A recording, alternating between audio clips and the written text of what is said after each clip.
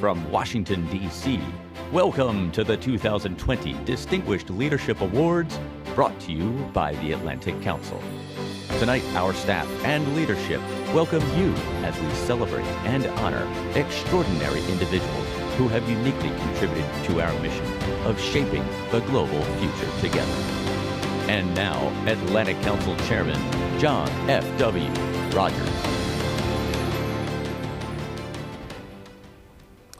Excellencies, friends, honorees, and ladies and gentlemen, good evening from our nation's capital. I'm John Rogers. I'm the chairman of the Atlantic Council. It is my great pleasure to welcome you to this 2020 Distinguished Leadership Awards. It is, of course, a bit of an understatement to say that we're doing things a little bit differently this year in light of the pandemic. But I'm nevertheless delighted to have the opportunity to address you tonight and look forward to seeing you in person at some time, somewhere down the road in normal times, whatever that may mean. Against that backdrop, in hosting this first ever Atlantic Council virtual gala, we are honored to bring together this incredible audience to celebrate three individuals who exemplify leadership, vision, and character needed to navigate one of the most uncertain and volatile geopolitical environments ever faced by the United States, Europe, and our allies worldwide. The global impact of COVID-19, an economic downturn, social unrest, a rise of nationalism, climate-driven weather calamities, and yes, record-breaking levels of swarming locusts, all in 2020. And with a quarter of the year still left to come, dare we ask what else? But of course, we are weeks away from a very divisive and a significant U.S. election, which some say is a referendum on the great experiment of democracy itself. Early turnout is on pace for new high levels of voter participation on both sides. So it goes without saying that the need for authentic and effective policymakers and governance globally has never been so stark, so necessary. Which brings us to our assemblage this evening, where we recognize the accomplishments and look to the leadership and commitment of our outstanding honorees who have never faded in their enthusiasm or backed away from the challenge, or in their resolve to effect real change in their respective fields. They are Kristalina Georgieva, the Managing Director of the International Monetary Fund, who will be introduced by former Secretary of State Madeleine Albright, a longtime Atlantic Council International Advisory Board member. Lionel Richie, a music icon, a producer, and a philanthropist, who will be introduced by Bob Johnson, the founder of Black Entertainment Television and the RLJ Companies. Ambassador Luis Alberto Moreno, who led the Inter-American Development Bank as president for 15 years, who will be introduced by the 74th Secretary of the U.S. Treasury, Hank Paulson. Let me congratulate all of you for joining the Academy of Atlantic Council honorees, representing a range of backgrounds and experiences and career paths, and bound together around a central theme and common cause to make the world a safer, more secure planet for its global citizens, bringing with it more widely shared prosperity and opportunity. And in that same spirit, we are particularly proud to feature a celebration of the life and legacy of Atlantic Council's former chairman, Lieutenant General Brent Scowcroft, one of the most respected and admired figures in our nation's foreign policy history. Dr. Henry Kissinger, the Atlantic Council's longest-serving board director, will be joined by Steve Hadley and Ginny Muehlberger to honor General Scowcroft and his myriad of contributions to the Atlantic Council and to his country.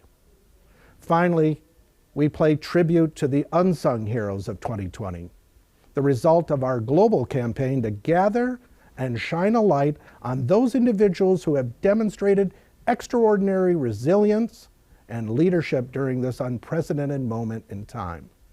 And in doing so, we are delighted to welcome critically acclaimed singer, actress, and humanitarian Vanessa Williams, who will perform in honor of our 2020 Unsung Heroes. So I know you join me in looking forward to this special segment of our program this evening. And with that, let me offer my congratulations once again to all of this year's honorees and a warm welcome to everyone joining us by video conference tonight. Thank you, enjoy the evening, and let me now turn it over to our president, Fred Kemp. Thank you. Thank you, Mr. Chairman, and thank you, Mr. Chairman, for your leadership. What an impressive group of awardees. For the first time in the history of these awards, we are streaming the event live into your homes or wherever else you're watching. Some of you are wearing black tie and gowns, some of you are more casually attired. But in the next hour or so, I hope you'll see what we've witnessed at the Atlantic Council since we began telework in mid-March. And that is the Atlantic Council's consistency of purpose and trajectory of innovation. To highlight the team that makes this happen, the MCs tonight, who will connect the parts of the program, will be next generation leaders, some of whom you saw in those opening segments. They will include Roberta Braga from the Adrian Arsh Latin America Center, Denise Forshuber from our Future Europe Initiative, Clementine Starling from our Scowcroft Center for Strategy and Security, Clintandra Thompson from our communications team, and Reed Blakemore from the Global Energy Center. If any of you are worried about the future, get to know not only these individuals, but dozens of others they represent. Nearly 65% of our staff is under 35, and they are remarkable. Our chairman, John Rogers, spoke of all the challenges we confront this year, including locust. At the Atlantic Council, we have recorded this moment, and we have regarded this moment as a call to action, a moment to double down on our mission of galvanizing constructive U.S. leadership alongside friends and allies to shape a better future.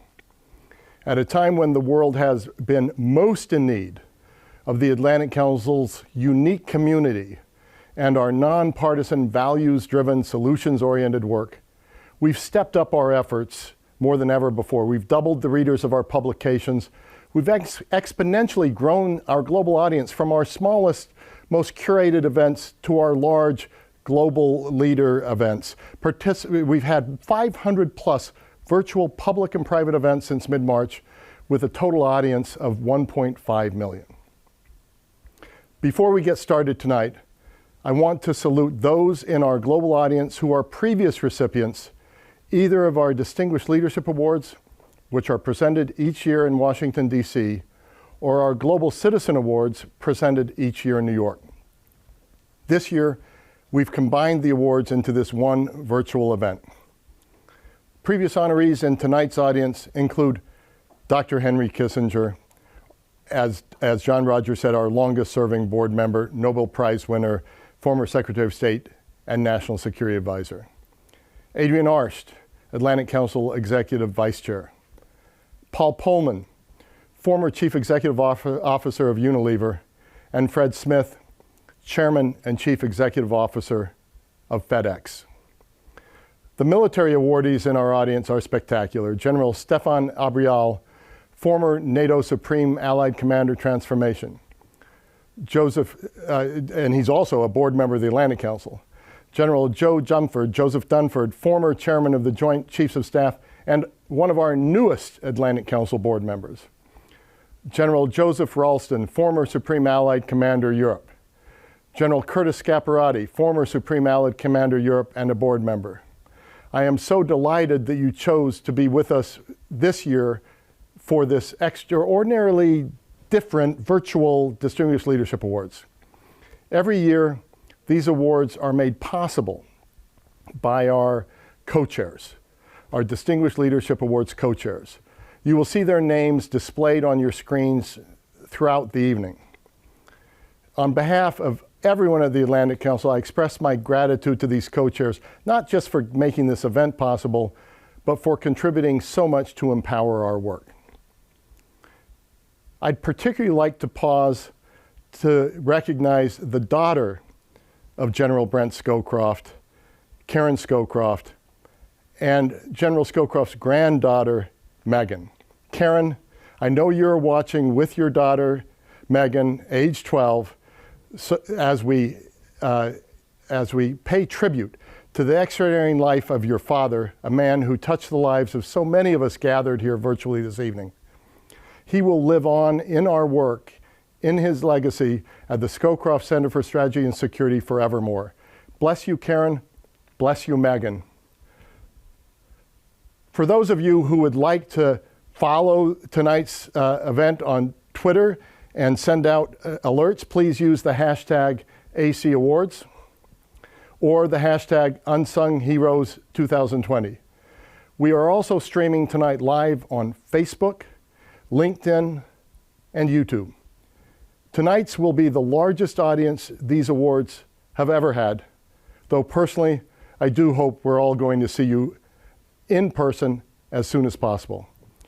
Ladies and gentlemen, I now have the pleasure of introducing our first segment of our 2020 Distinguished Leadership Awards, honoring the remarkable Kristalina Georgieva.